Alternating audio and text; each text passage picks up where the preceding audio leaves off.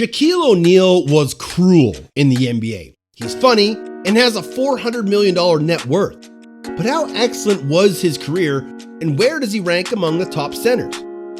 Is size really essential for the NBA? Well, for Shaq, size definitely mattered.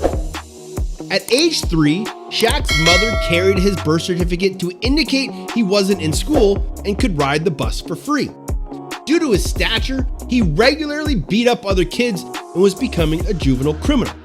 Almost expelled from the 7th grade, without Philip Harrison, Shaq's stepfather, the dead or in prison cliche would have been Shaq's fate. Harrison's army experience and rough love were precisely what Shaq needed. Shaq would be whooped for poor behavior and whipped with a cord. When Shaq was 13, he was playing basketball at Harry's army installation in Germany and met Louisiana State University head coach Dale Brown. "Soldier, what's your rank?" "I'm just 13, so I don't have a rank," Shaq said. "Take me to your father right now." Brown awarded Shaq an LSU scholarship on the spot. O'Neal's family relocated to Texas, where he starred at Cole High School. He led his team to a 68-1 record and a state title as a senior. Schools offered O'Neal scholarships, but he remained loyal to Louisiana State and Coach Brown. Before Shaq's first game at Louisiana State University, the entire stadium grew silent as everyone murmured about a monster that had just come out to play.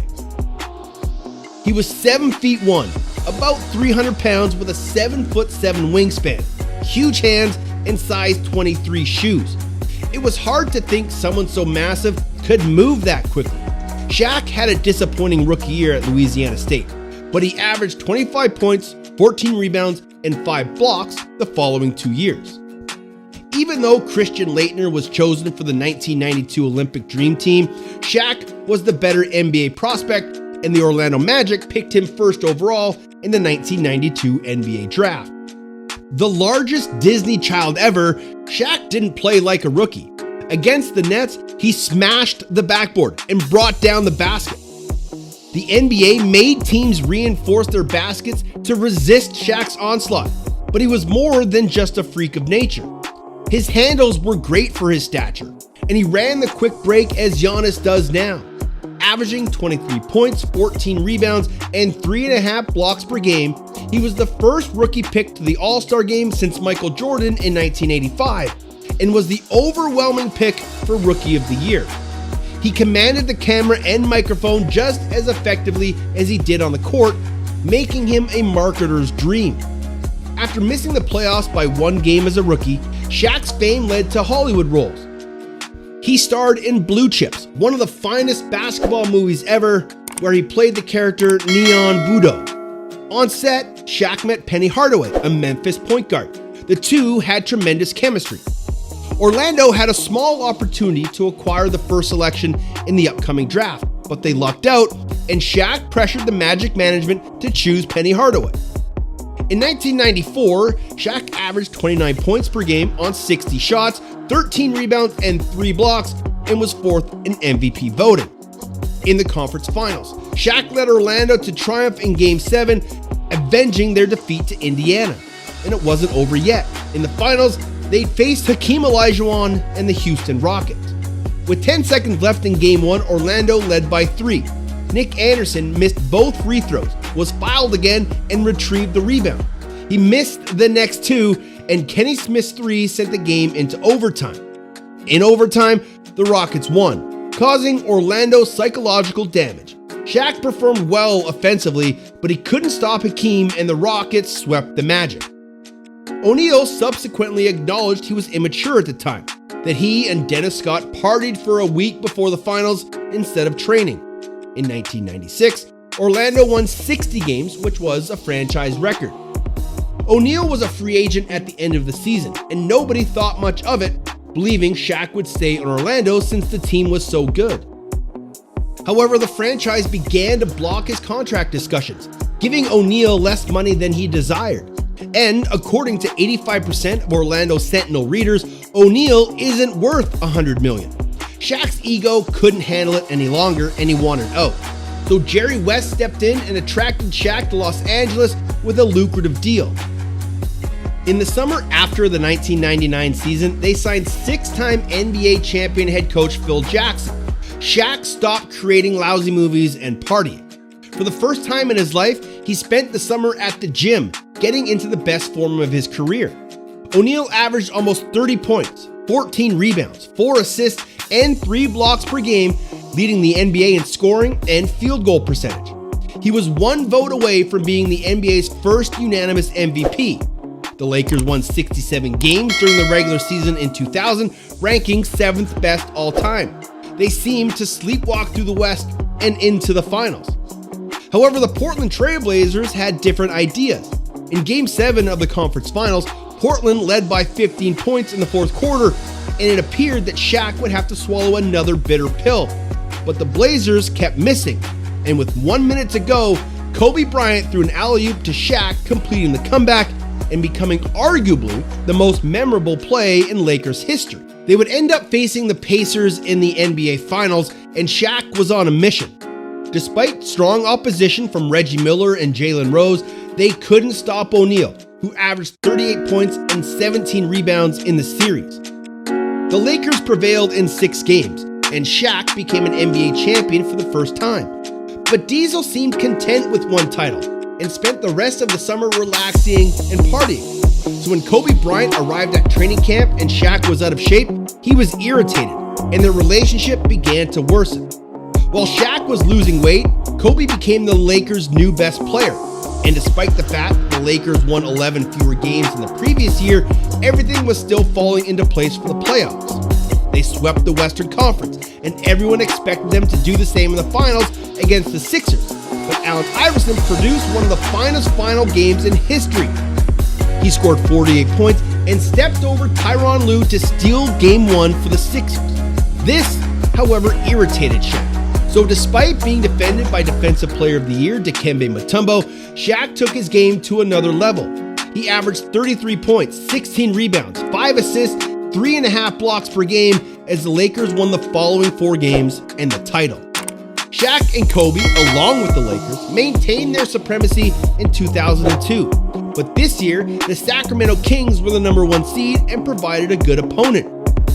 The Kings were the top team all year and had everything it needed to dethrone the Lakers. However, due to some terrible luck and possibly the worst reffing in NBA history, Sacramento was unable to deliver the knockout blow, and the Lakers moved to the finals where they swept the Nets. O'Neal averaged 36 points, 12 rebounds, and 4 blocks per game in the playoffs and earned his 3rd straight Finals MVP award. Tim Duncan and the Spurs were too powerful for the Lakers in 2003. As a result, in 2004, LA signed Karl Malone and Gary Payton to create a powerhouse squad. Despite being the greatest team on paper, the Lakers were incredibly dysfunctional. Shaq clashed with Jerry Buss about a new deal and blasted Kobe, saying Kobe was selfish and didn't give him enough passes. So Kobe retaliated, labeling O'Neal obese and lazy. But despite the turbulence, the Lakers were still very skilled and again advanced to the NBA Finals. However, the lack of team camaraderie reared its ugly head when it mattered the most, with Kobe pushing things and Ben Wallace effectively guarding Shaq one-on-one for the first time in recent years. Detroit beat LA in 5 games, putting an end to Shaq and Kobe's friendship, which had been deteriorating beyond repair. The Lakers didn't want to lose Kobe, and Shaq was too pricey, so they sent Big Diesel to Miami and South Beach. Shaq weighed approximately 400 pounds by the end of his Lakers career. With Pat Riley and Miami's 10% body fat regulation, it wasn't gonna fly. So for the 2005 season, Big Daddy Diesel quickly returned to 320 pounds, determined to prove to the Lakers that he should have been picked over Kobe. He finished second in MVP voting behind Steve Nash, and he's still irritated about that. But the Heat had the number 1 seed and swept their first 2 playoff series. However, the Pistons defeated them in 7 games in the conference finals. Shaq couldn't let that go. And in 2006, Miami got even with the Pistons, advancing to the finals for the first time in their team history. Unfortunately, against the Mavericks, the Heat seemed to be out of contention for the title. Dallas led 2-0 and had a significant lead in the fourth quarter of Game 3. But thanks to Dwayne Wade, Miami was able to turn the tables and won the following 4 games and the series.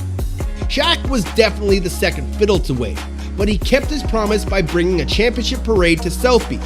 But as usual, turmoil followed Shaq the next season, and when he almost attacked Pat Riley at practice, his Miami days were gone. In 2009, along with Kobe Bryant, Shaq was voted All-Star MVP, and that was the final high point of his career. Shaq spent the last 2 years chasing a ring with LeBron in Cleveland and with Boston's Big Three, but Diesel was growing older and heavier. As a result, when his Achilles ruptured during the 2011 playoffs, he was forced to retire from the NBA. Shaq was a horrible free throw shooter and didn't work hard at all to get better. He partied like a rock star, and his defense could have been much better. Phil Jackson said that Shaq was the laziest superstar ever and that his MVP year in 2000 was the only time he was ever in shape. O'Neal's ego caused him to often conflict with teammates and coaches. Shaq, on the other hand, averaged 26 points, 12 rebounds, 3 assists, 2.5 blocks in his first 14 years in the NBA. He topped the league in field goal percentage 10 times and won 4 titles while receiving 3 MVPs and 1 regular season MVP. If we're talking about the finest centers ever, Kareem is the only one with individual awards and team success equaling Shaq's. And yeah, Hakeem was a superior shooter and defender than David Robinson. Wilt Chamberlain had superior individual numbers than Bill Russell, who won more titles. However, none of those great centers were as dominating as Shaq was in his heyday, since no one of his stature ever moved that quickly, not even Wilt. In the playoffs between 2000 and 2002, O'Neal averaged 30 points, 15 rebounds, and 3 blocks per game. Shaq was the biggest obstacle for any Lakers opponent during that period, but Kobe was exceptional at everything. Many believe that if Shaq had approached the game like Kobe, he might have won 10 championships and 5 MVPs. Yeah, Shaq could have worked harder, but he did things his way and had the most fun of any NBA player in history. Shaq was living life to the fullest while winning 4 championships, had 6 visits to the NBA Finals. He's still regarded as one of the top 5 centers of all time, as well as one of the top 20 players in NBA history. Do you regard BallFlix as one of the best? If yes, then smash that like button and be sure to subscribe.